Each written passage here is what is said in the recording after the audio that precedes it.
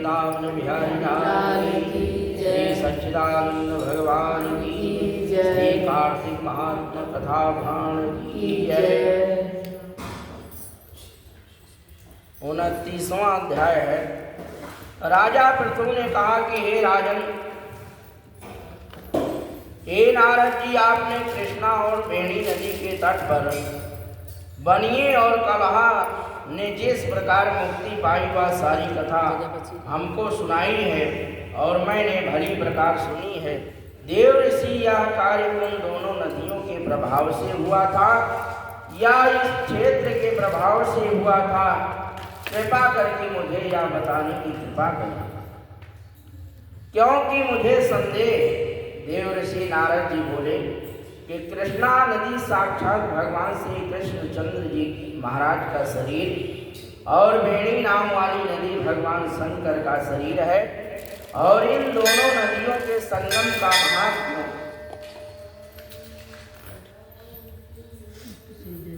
महात्मा श्री ब्रह्मा जी भी वर्णन करने में असमर्थ हैं। फिर भी चूंकि आपने पूछा है, यदि मैं आपको इनकी उत्पत्ति का वृत्तांत सुनाऊंगा। ध्यान पूर्वक सुनिए। बोलिए श्री लक्ष्मी नारायण भगवान की जय। चाक्षुष मनवंतर के आरंभ में श्री ब्रह्मा जी ने सत्य पर्वत के शिखर पर यज्ञ करने का निश्चय किया और वह सब देवता भगवान विष्णु, भगवान शंकर और यज्ञ की सारी सामग्री लेकर के उस पर्वत के शिखर पर गए। तब महिष भृगु आदि ऋषियों ने ब्रह्म मुहूर्त में उन्हें दीक्षा देने का विचार किया और इसके बाद उन्होंने श्री ब्रह्मा जी की पत्नी ईश्वरा को बुलवाया और वह बड़ी अहिंसता आ रही थी और इस बीच में श्री भृगु जी ने भगवान विष्णु ने पूछा कि हे प्रभु, आपने ईश्वरा को शीघ्रता से बुलाया था, वह क्यों नहीं आई? यदि ब्रह्म मुहूर्त टल गया तो फिर दीक्षा का कार्य कैसे होगा? इस पर भगवान विष्णु ने कहा कि यदि ईश्वरा यथा समय यहाँ पर न आई तो आप गायत्री को ही स्त्री मान करके दीक्षा विधान कर दीजिएगा। क्या गायत्री पूर्ण कर्म में ब्रह्मा जी का स्त्री नहीं हो सकती है? नारद जी बोले कि भगवान विष्णु ने भगवान शंकर की बात का समर्थन किया और यह बात सुन करके भृगु जी ने गायत्री को ही ब्रह्मा जी के दाईं ओर बिठा करके और दीक्षा विधान आरंभ कर दिया। बोलिए श्री नारायण भगवान की जय। ऋषि मंडल गायत्री को दीक्षा दे ही रहा था कि इतने में ईश्वरा भी यज्ञ मंडल में आ पहुंची और श्री ब्रह्मा जी के पहलू में गायत्री को देख करके ईर्ष्या से क्रोध करके कहने लगी कि ईश्वरा, जहाँ अपूज्यों की पूजा होती है और पूज्यों की अप्रतिष्ठा होती है, वहाँ पर दुर्भिक्ष, मृत्यु तथा भय तीनों अष्टमेव हुआ करती है। या गायत्री भी श्री ब्रह्मा जी की दाईं ओर तथा मेरे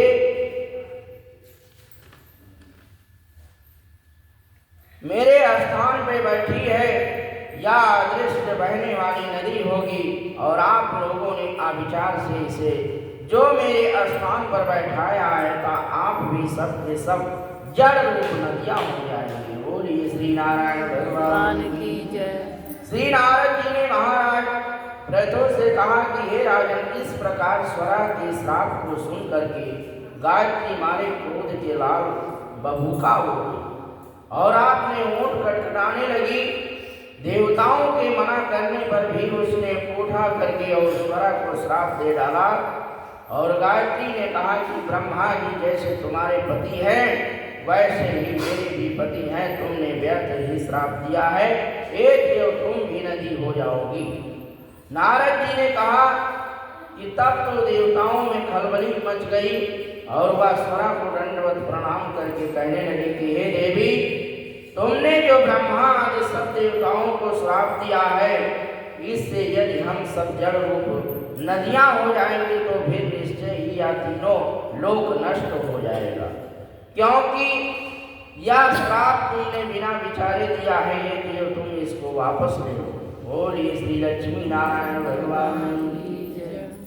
स्वरा ने कहा कि हे देवतागण, क्योंकि आपने यज्ञ के आरंभ में गणेश पूजन नहीं किया है, इसलिए यह विघ्न उपस्थित हो गया है और मेरा यह श्राप कभी खाली नहीं जा सकता। इसलिए आप सब अपने अपने अंशों से जड़ीभूत होकर के अश्वमेव नदियां बनोगे और हम दोनों सौते भी अपने अपने अंशों से पश्चिम से बहने वाली नदियां बनेंगी।